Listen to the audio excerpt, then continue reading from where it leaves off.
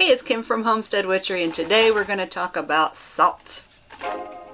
Now, the main reason that I wanted to talk about it today is because you know how things just come in waves on social media and suddenly everyone's posting about a specific thing?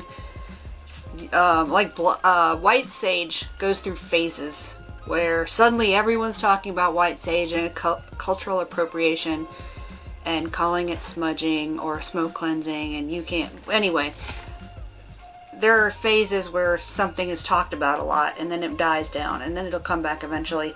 Right now I'm seeing a lot of that repost where someone's, I think it was somebody's tweet saying, don't you dare sprinkle salt on the ground. Don't do a salt ring around your spell work when you're doing it outside because it's bad for the ground. And here it's very true. I would never salt the ground here because our soil is really saline already. I already have plenty of salt in the ground here, so I would never do that. And I don't remember where I learned it. I had known an alternative to be able to have your salt ring and not hurt anything. And that is to take some cotton twine or cotton cord, like cotton clothesline cord, and you make a really strong salt solution. And you do that by putting water in a pot, and you heat the water, and then you put as much salt in as the water will hold, like as much as it'll dissolve. When it stops absorbing salt and like you can still see the grains, you don't have to boil the water necessarily, but just heat it up because that helps stuff dissolve. When it stops accepting more salt, then you dump your rope, or cotton rope, or your twine in there, and you just sort of let it absorb all that salt water and crystallize. And then you get it out and you let it dry. You tie a knot in the ends, and it's a circle, and there you have a salt ring that doesn't hurt anything, and you can reuse it later if you wanted to. Or you can use it to make black salt, which I'll talk about in a second. Another alternative to that salt ring, which in most places is good for the soil, again not here because we have really high calcium in our soil too, but using ground eggshells, and you get that protective barrier like with the salt by using ground eggshells. Some cultures call it cascarilla. I call it intention powder because I add other things. I almost always have some sort of herbal additive to it, depending on what I'm doing. Now I brought up black salt. So with black salt, I have a tiny bit here. I use it in the protection kits that I sell in my shop, but I also use it here. I use black salt kind of as a sub for black tourmaline. It absorbs negative energy and is sort of makes a protective barrier. The way I use them, regular salt, I think I use this because I could get a big vat of it, is just pink Himalayan because that's how they sold it at Costco. I would use that as like a protective barrier, just general protection. And black salt I use more for like a sponge. That's kind of white salt, regular salt I use as a protective barrier, kind of like a dental dam. And black salt I use as a sponge to absorb negativity, kind of like a sponge.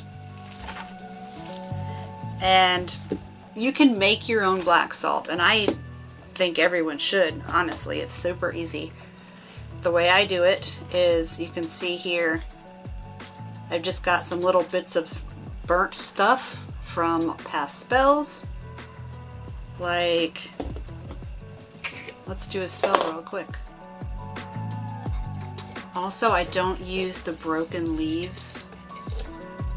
I just don't know. I don't trust it to give me a good result to use a broken leaf. So I put a lot of broken leaves in my stews and soups though, and actually if I'm making intention powder, I'll use it in those.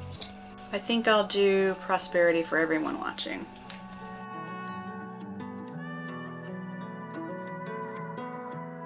Okay, prosperity. for you guys. Now, I've also recently seen somebody say that they're worried about burning things in their house. So I don't have it set up right now because it's full of casting sand right now. Take a cookie sheet and 2x4s, like 2 pieces of wood about the size of the cookie sheet. So you put the 2x4s down and you put the cookie sheet on top of it, and then you put your cauldron or whatever on top of that. That'll keep you safe. I melt metal on my cookie sheet and it's fine. The wood underneath keeps the sheet from getting too hot and burning whatever the sheet is sitting on. You'll be okay. These are cross-lock tweezers. You can use regular tweezers if you want to. These are just easy for lazy people who don't want to hold it shut. And that's what I use to hold on to the stuff that I burn. It's actually a piece of soldering equipment, but whatever, it's good for everything. So, let's get this going.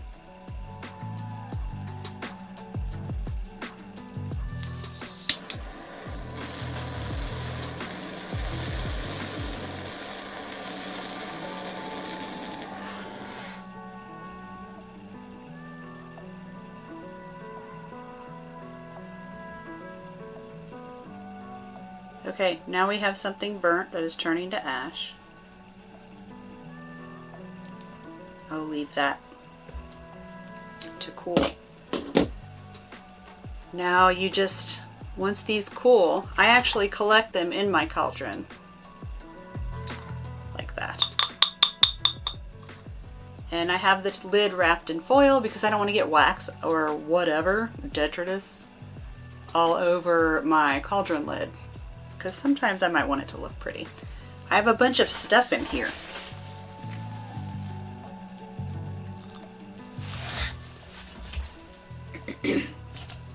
Some of it is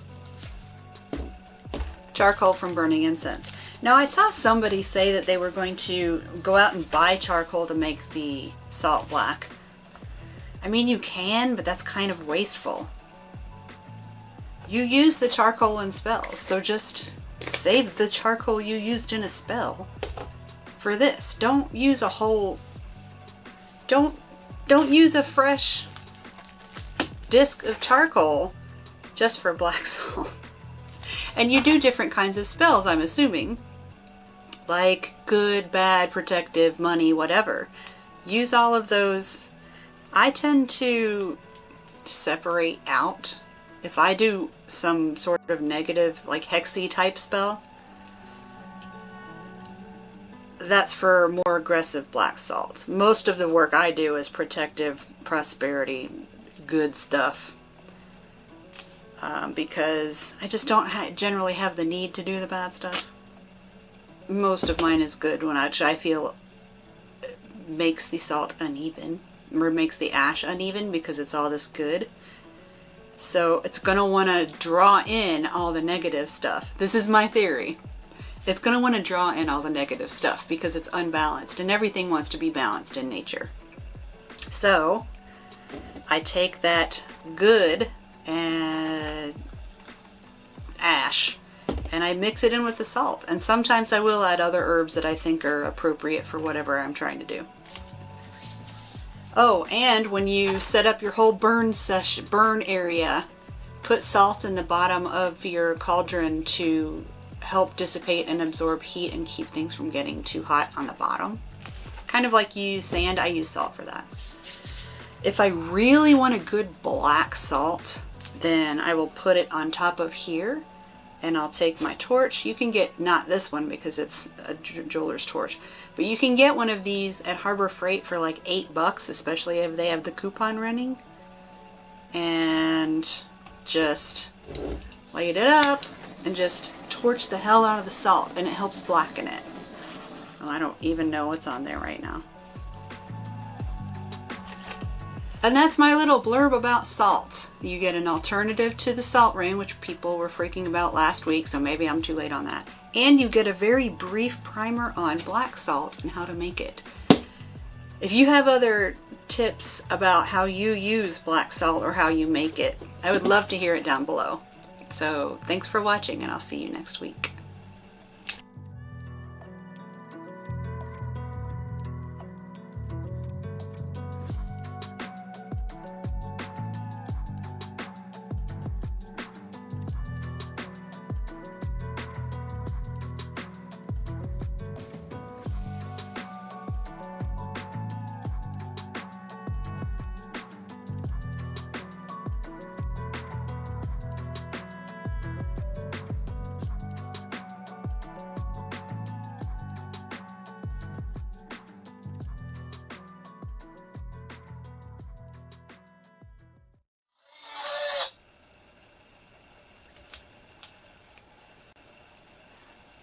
turns out I have my best friend on my...